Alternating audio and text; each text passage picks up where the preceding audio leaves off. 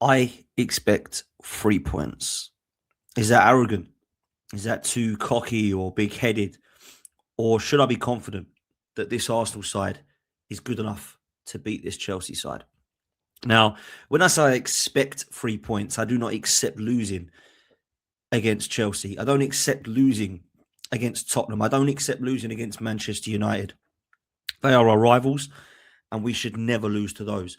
When I go up against the likes of Jurgen Klopp's Liverpool, Pep Guardiola's Manchester City, it's always in the back of my mind that they can beat you because they were top quality sides. And I was a little bit like that with Sir Alex Ferguson's Manchester United in the Wenger days. But I don't think Arsenal should be taking anything but 3 points against this version of Chelsea. Just like I don't think we should be expecting to be picking up anything less than 3 points against this version of Tottenham Hotspur.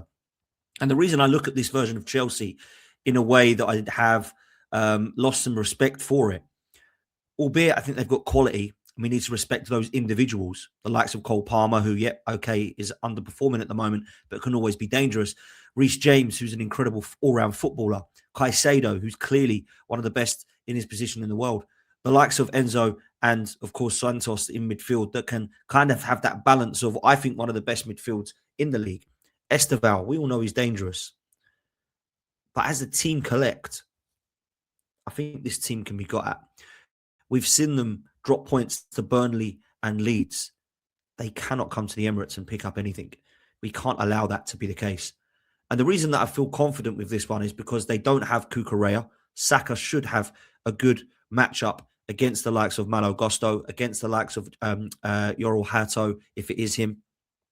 They do not have Fofana, who is quite clearly the only centre-back that their fan base do kind of trust. It might be Tosin, it might be Chalobah, it might be Badiashile, it could be Josh Akimpong, or it could be Mamadou Sarr, who's obviously come over from Strasbourg. We don't know. But any of those players coming up against our attack, we should be able to cause them problems. Now, don't get me wrong, they're going to be able to cause problems as well. I've mentioned they're danger players.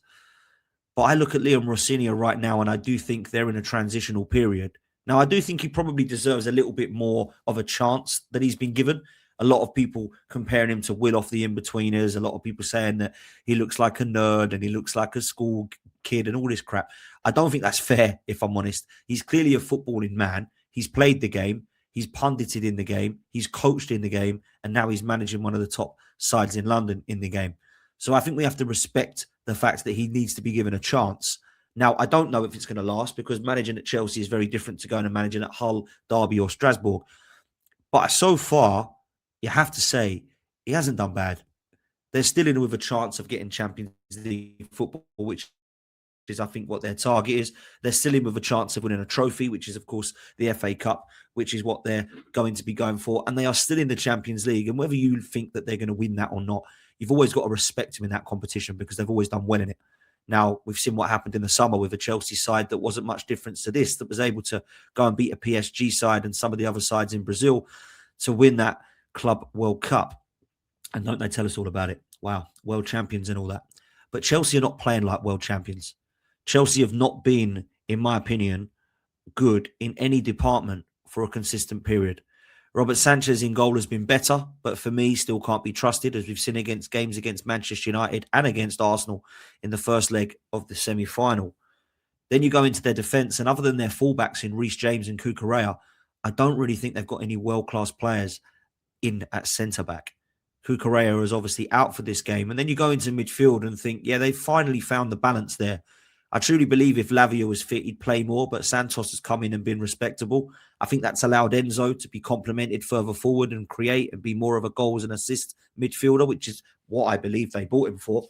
And then you've got Caicedo, who, albeit does get a lot of red cards and is kind of recognised as a bit of a shin kicker, he can obviously play ball. Then you come to the attack and you think if Cole Palmer is on fire, he will score. He's a top talent. And I don't really think the slander's been that fair. I think it's kind of been over the top because I don't think you can do the criticism one without the other. Saka, Palmer, Foden, and Jude Bellingham all going to the World Cup and not really performing. Worrying. At the moment, I think Morgan Rogers is the one that they'll go with. Then you look at the scenario up top and out wide.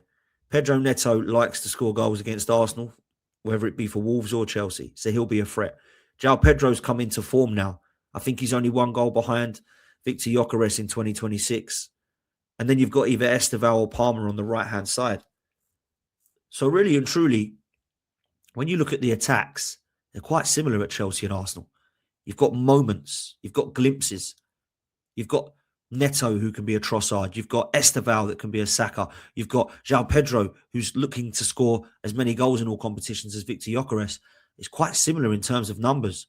I think the profile might be a little bit different in terms of what Chelsea are looking for. I don't rate Gittins and Garnacho, if I'm honest. I still think Liam Delap's got a lot to prove in the game, and Mark Guiu is exactly the same. When it comes to Arsenal, we've got different options that I think are stronger, whether it be Kai Havertz, Mikel Merino, whether it be Noni Madueke, who we bought from Chelsea, Gabriel Martinelli, who's got a couple of goals against Chelsea to his name. That's why I don't fear Chelsea like perhaps I have. And I'm one of those guys who grew up in the Roman Abramovich era. I was a teenager when he came in, and I literally could not believe my eyes. What was happening at Chelsea was scary, and I was scared going up against them. And at the time, we just gone invincible. So I shouldn't have been scared against Jose Mourinho, but I was, because they had Drogba, they had Lampard, they had Terry, they had Kante over the years. They even had Cesc Fabregas, Eden Hazard. John Terry and Carvalho as a partnership was outstanding. They had Ashley Cole, they had Joe Cole. We all know what they had, right? It was incredible.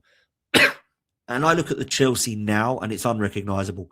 The ownership have completely gone a different direction. They want young players that they can one day make a profit off of, which is why, and I'm serious about this, I truly do not feel that if Chelsea get and finish outside the Champions League, that they'll keep the likes of Palmer and Caicedo. They might for one more year, but they'll be very unsettled.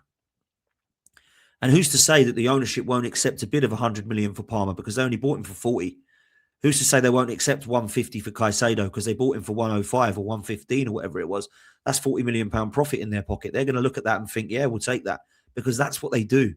They're up there for money. They're not worried about what they win and how they compete and all that. It doesn't seem that way anyway, because they're quite happy to be nowhere near the title and nowhere near the major honours. They're happy with a Conference Cup and the Summer School Trophy. So for me, when I look at the majors, Chelsea have not been there for a while. You look at the domestic cups, they haven't been there for a while. Now, the last trophy they won, correct me if I'm wrong, that was any sort of form of substance, was the Champions League in 2021. They haven't won a league title for 9 years, and it's going to be 10 this season. They haven't won a domestic cup since 2016, I believe. That's far too long. You're going almost 8, 9, 10 years without Chelsea winning any form of domestic cup or Premier League. That isn't good. Now, the European heritage pisses all over ours. Of course it does. I'm not saying it doesn't. but Arsenal are, going that far without a trophy, got absolutely stung for it. So should Chelsea. Chelsea should get even more stung for it because of the amount of money they've spent in comparison to that Arsene Wenger Arsenal side that was trying to win titles with Kieran Gibbs and Hector Bellerin and, we all know the names, Bentner and Shamak. They've spent 115 million on Caicedo, 105 on Enzo. They've spent unbelievable amounts of money in a short period of time and really have got nothing to show for it other than a Conference League and the World Champions Club Cup, Club World Cup. Let's be real. Chelsea are lying when they say they prefer that over the Champions League or the Premier League. They're lying. Let's just say it how it is. So let's talk about us. How do we beat them? We have to win that midfield battle. It's the only department I can hold my hands up and say, I think they compete with us, if not get better than us in that trio. I think Enzo Caicedo and Santos, or Enzo Caicedo and Lavia, or Enzo Caicedo and Palmer would all compete with our trio of Rice, Zubimendi and Eze, or Rice, Zubimendi and Odegaard. So we have to win that midfield battle. This is a big game for Declan Rice, big game for Martin Zubimendi, and I'll come to the rest of the players in a minute. But for me, if you win that midfield battle, you have a great opportunity to go and beat Chelsea. And that's, for me, what we need to do.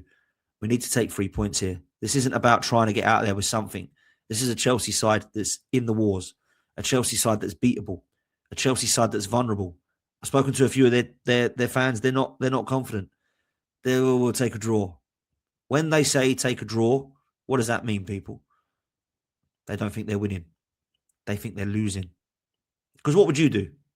If you're playing let's say, PSG in the Champions League final, and you're going into this game and you're thinking, oh, draw, maybe go to extra time, really you're thinking you're losing the game. Yeah, really you're thinking of losing the game. Otherwise, you'd say, this is going to be close, but I truly do believe we'll get across the line here. I've not heard one Chelsea fan say that. Let's come to Arsenal. Let's put up the team that I think he'll probably go with. They've had a week rest, the first time in a long time that we can say that. For me, this is really important that he gets this right. And I need to see a team similar to this. When I look at this team, I think it's able to compete and get the 3 points needed. Now, there might be a couple of question marks. There might be a couple of changes.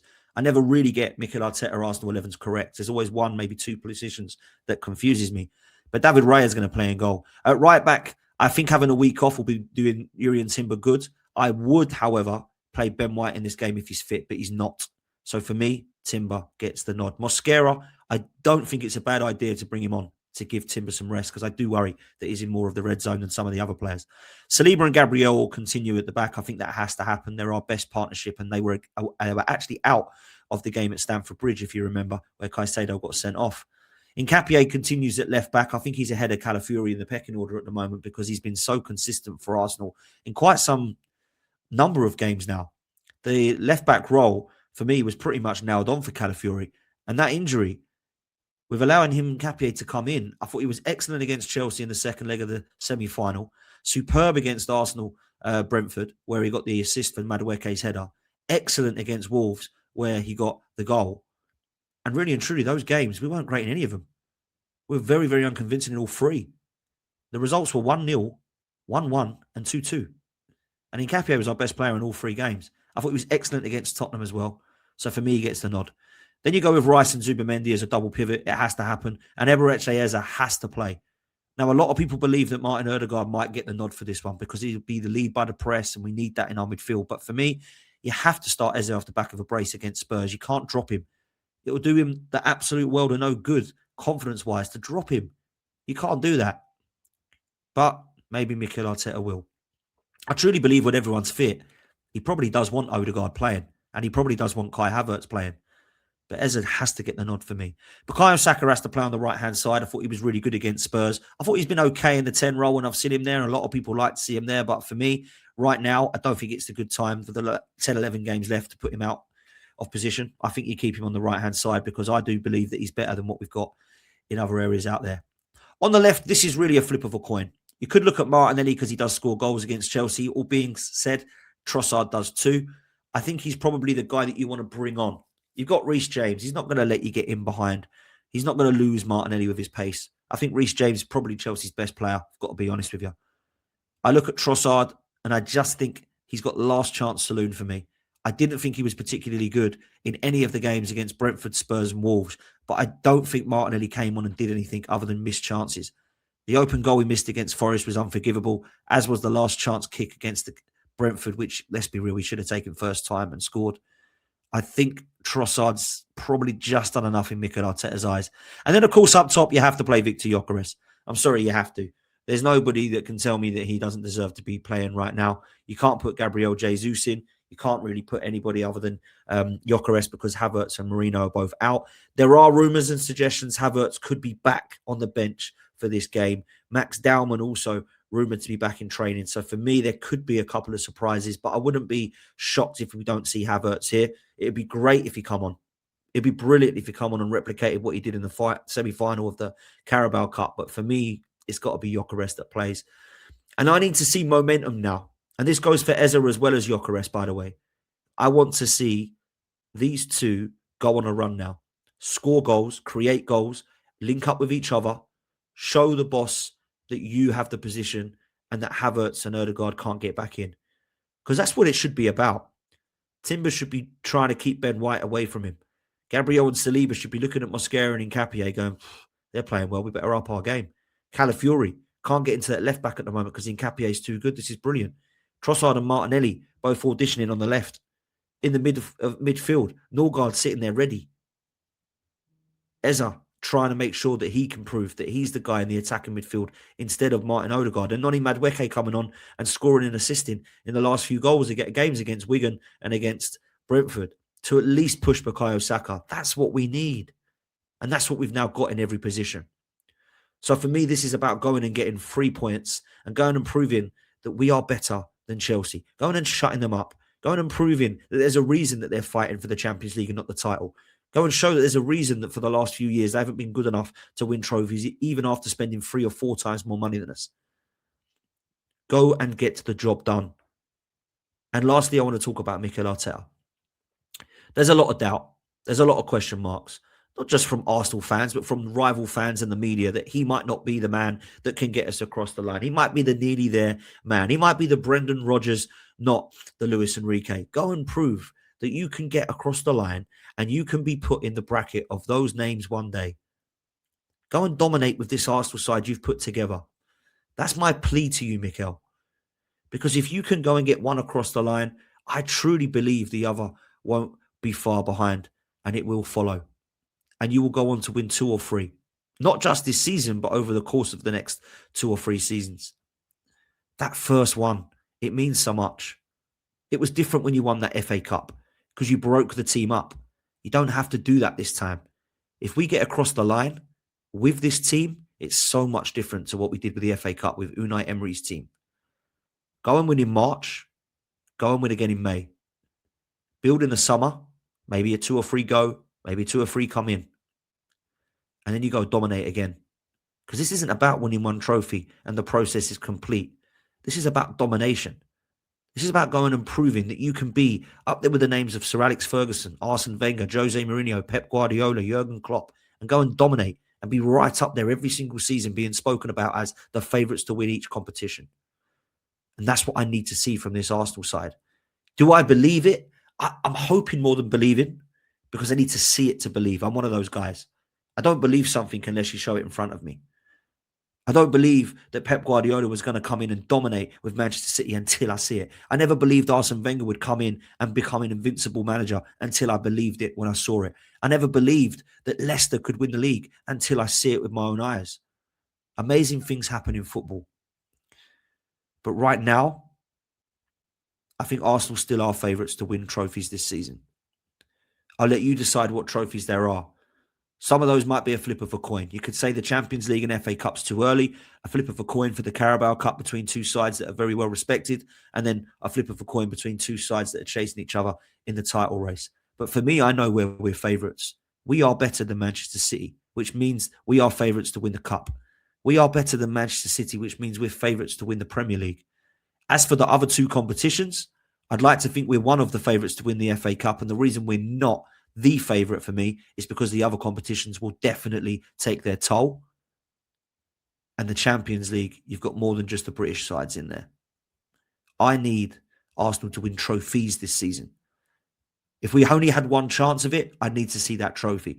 I think we've got multiple chances of winning silverware. We have to get back on to the wagon. Go on a little run. Build momentum and lift silverware. And I'll lastly leave you with this. Mikel Arteta, take the shackles off, keep them off, and go on a run like you did in 23-24, where you won 17 out of 18 games. Let's go and do that. Let's go and do that.